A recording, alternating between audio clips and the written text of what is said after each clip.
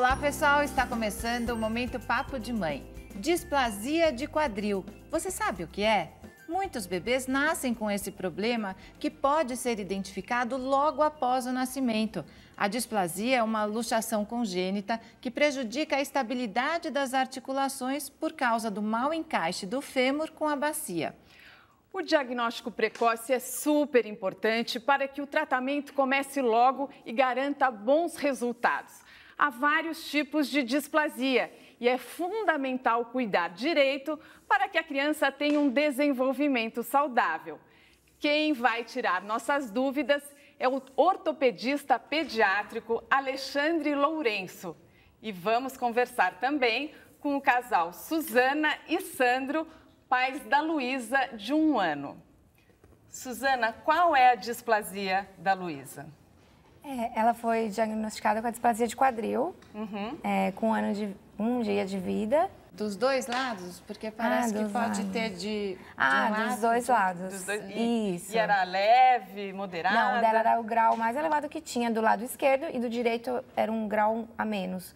Mas era também, não era o mais simples. E vocês descobriram a displasia dela na maternidade, Sandro? Isso, foi no segundo dia, né, de vida. Tem o exame que o doutor faz, que foi diagnosticado a displasia dela. E aí, a partir daí, já começa o tratamento e todo o procedimento para... E vocês já tinham ouvido falar sobre a displasia de quadril? Não, no entanto que foi uma surpresa muito grande, assim, pra gente, porque a gente nunca tinha ouvido falar em nada.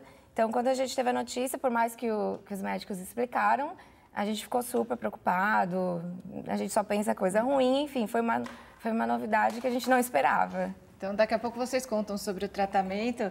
O doutor Alexandre vai explicar para a gente primeiro, afinal, o que é essa displasia, se ela pode acontecer de um lado só, essa diferença dos níveis, como é que é, doutor? Sem dúvida. A displasia de quadril, o termo displasia significa uma alteração da formação. E essa alteração da formação, ela se manifesta de 3 formas, na verdade. 2 são identificadas no exame clínico no berçário, que seria a luxação congênita. Então, a luxação é a forma mais grave da displasia. Essa tem a manobra de Ortolani, que foi um pediatra que identificou através de uma manobra no quadril, que é uma manobra que todos os berçários fazem no mundo inteiro. É obrigatório fazer isso? Todos. Isso é uma coisa que os pediatras faz parte do exame físico inicial de todos os pediatras, em todos os bebês que nascem. Existe uma segunda forma, ainda na maternidade. De um lado, a Luísa, ela tinha então uma luxação congênita, o quadril estava deslocado, e o outro lado, ela tinha um quadril instável, que se uma manobra provocativa, a gente sentia uma instabilidade no quadril. E existe uma terceira forma, que é o chamado quadril imaturo, que esse quadril imaturo tem vários graus aí, mas esse quadril imaturo vai desde uma imaturidade que é fisiológica até uma mais grave, que requer até um tratamento logo. Essa imaturidade não tem nada a ver com o tempo de gestação da criança. A gestação pode ser de termo de 42 semanas, ou seja, a criança nasce até o final e pode ter um quadril imaturo. E é mais comum em meninas, doutor? É muito mais comum em meninas, é mais comum em primeira gestação e principalmente nas crianças que têm a chamada apresentação pélvica, as crianças que estão sentadas no útero, passam o tempo todo sentadas na gestação. E outro fator de risco muito importante também é quando existe história familiar. Então, muitas vezes, não tem nada no exame físico, mas quando tem alguns dos fatores de risco, é obrigatório se complementar a investigação para fazer o diagnóstico precoce com uma ultrassonografia dos quadris. Suzana, como foi o tratamento da Luísa? Então, ela já iniciou o tratamento na maternidade mesmo, o doutor já foi colocar o suspensório de Pavlik. Que é esse suspensório aqui. Suspensório aí. E o tratamento inteiro durou 3 meses. Então, ela ficou desde 2 dias de vida, 3, se eu não me engano, não lembro certo. Até 3 meses ela usou Pavlik. E foi só o uso do suspensório, então? Só o uso do suspensório. Durante 1 mês ela não podia tirar nem para tomar banho, tinha que tomar um banho de lencinho. E depois de 1 mês ela começou a intercalar de 4 em 4 dias, tirar para o banho, até que depois ela tirava todo dia para o banho. E até que ela tirou de vez. Como é que coloca o suspensório, doutor, na criança? Isso aqui prende a perna? Isso aí prende a perna. Na verdade, quem tem que colocar é o ortopedista. Tá? E, embora a Suzana tenha falado, não precisa passar um mês sem um banho, né? Que muitas vezes as mães ficam muito assustadas quando a gente mostra. Caso, né? Geralmente a gente libera, quando coloca, tem um quadril bastante instável, tem a luxação, a gente vai fazer o primeiro ultrassom depois de 10 dias até 2 semanas no máximo, a gente faz um novo controle. Então esse é o período que 90% dos casos já encaixa bem o quadril, né? Então quando faz esse diagnóstico precoce com o tratamento precoce com o suspensório de Pavlik, então esse Pavlik, ele suspensório, ele ajuda muito a formar e dar estabilidade para o quadril. A criança sente dor, doutor? Nenhuma. Isso é um quadril. Tudo na vida tem vantagem e desvantagem. Até a criança que fica com suspensório tem muito menos cólica, que fica com a perninha dobrada e acaba tendo... Então não dói nada. A criança fica numa posição super confortável. Que é o medo de muitos pais, né? Mas a criança é tão pequenininha, acaba se adaptando, percebe, né? verdade, Ela percebia. né? Como é que ela ficava, Sandra? Ela ficava bem tranquila. Ela sempre foi boazinha, então isso pra ela não foi muito difícil. Não foi nenhum problema. O pai fica mais aflito? Fica, muito mais. Fica pensando, sente dor. A doutora, não o medo, gente, era dor, né? Mas desde o início, o doutor sempre falou que você vê que ela estava super tranquila. Ai, que bom. Então, mas para colocar o Pavlik, a gente coloca, então só nos primeiros dias, então, que não se tira para ter criar estabilidade. Depois a gente libera para banhos curtos, a partir do momento que a gente tem a ultrassom com o quadril, aí a gente orienta para os pais, faz marcas e os pais aprendem. Eles fazem um test drive comigo lá no consultório, eu mostro, eu faço as marquinhas, a gente tira, embaralha todo o Pavlik para eles aprenderem. Depois os pais ficam profissionais, né? Eles colocam o melhor que muitos dos meus residentes, essa é a verdade. Olha, no próximo bloco, vamos saber como é a cirurgia para corrigir a displasia de quadril. O Momento Papo de Mãe volta já.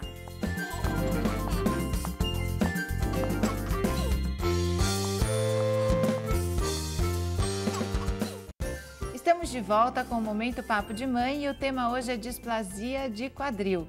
Suzana, a Luísa, que está aqui, ela está com um aninho. Você já contou que nos 3 primeiros meses ela usou esse suspensório para corrigir a displasia. E daí corrigiu, hoje ela está curada? Sim, hoje, graças a Deus, ela está curada. Ela só faz um acompanhamento uma vez assim agora por ano para ver se está tudo ok, mas hoje ela está curada já. Então ela não precisou de cirurgia, certo? Não foi necessário. Que bom. Ainda bem. Doutor, existem outros tratamentos além do suspensório? Sim, o suspensório, quando ele é feito o tratamento diagnóstico precoce da displasia de quadril e é feito o tratamento imediato com suspensório de Pavlik, a gente tem um índice de sucesso acima de 90%. Mas tem uma ideia, a partir de um mês essa taxa já cai para 80% de sucesso, né? E assim vai sendo. Então o suspensório ele pode ser usado até 6 meses, mas muito difícil algumas vezes uma criança com 2, 3 meses que consiga corrigir com isso. A partir dessa idade, até 1 ano de idade, muitas vezes a gente há necessidade de fazer um outro tipo de tratamento que é a fazer uma redução sob anestesia e muitas vezes envolvendo uma tenotomia, que é uma pequena cirurgia no tendão adutor, porque as crianças vão começar ficando com o músculo encurtado. Esse músculo encurtado impede essa manobra de ortolânia, essa redução.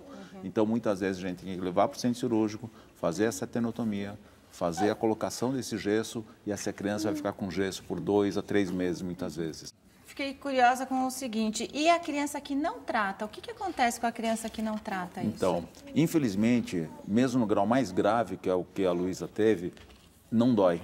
A luxação congênita, infelizmente, não dói. Eu digo infelizmente porque ainda tem muitos casos que são diagnosticados tardiamente e só se percebe quando a criança está andando. Se for de um lado só, muitas vezes a impressão de ter uma perna mais curta e a criança manca.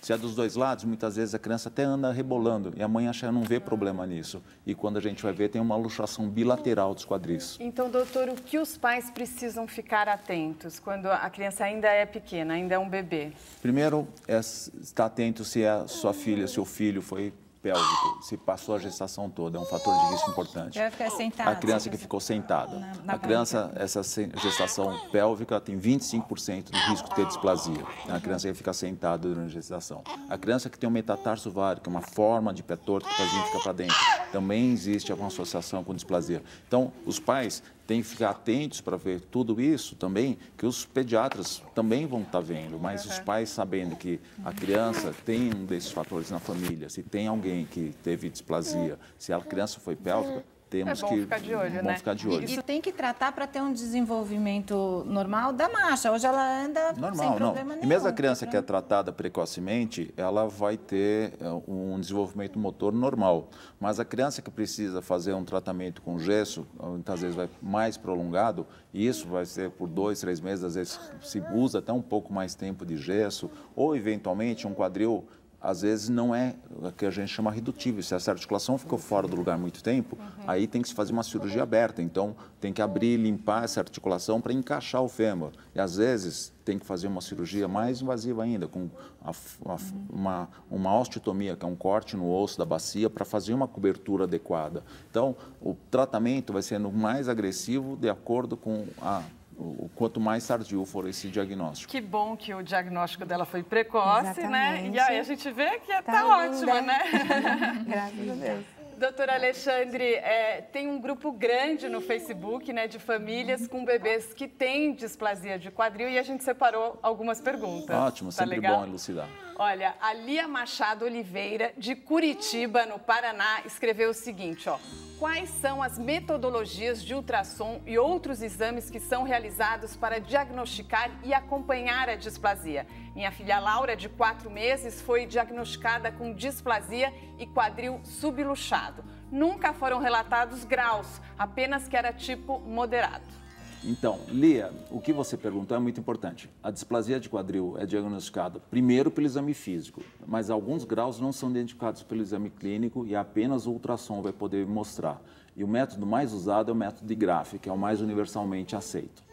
E a Daiane Cristine, de Alumínio, no interior de São Paulo, disse o seguinte: descobri a displasia do lado esquerdo da minha filha já após os 2 anos. Eu queria saber, doutor, se isso é considerado diagnóstico tardio e se o procedimento é cirúrgico. Geralmente, com 2 anos de idade, uma displasia de quadril já é um tratamento cirúrgico, né? Dificilmente a gente consegue reverter isso sem um tratamento não cirúrgico, né? O suspensório de Pavlik pode ser usado até os 6 meses de idade. Alguns graus de displasia podem ser feitos com um tratamento com uma órtese, um aparelho de abdução.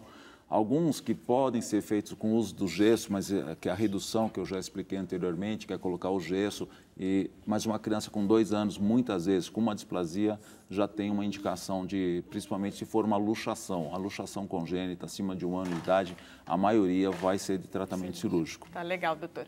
Obrigada a todos que nos inscreveram no grupo da displasia de quadril no Facebook. A gente espera ter ajudado vocês com o programa de hoje. E eu queria dizer que, na medida do possível, as outras questões serão respondidas na seção Momento com o Especialista no site da TV Cultura. Doutor Alexandre, então, muito obrigada por ter vindo. Eu que agradeço a oportunidade, é sempre importante esclarecer a população. Eu sei que o tempo foi curto, mas na medida do possível estarei à disposição então para responder perguntas através de e-mail. Obrigada. Queria agradecer a Suzana e ao Sandra também por terem vindo.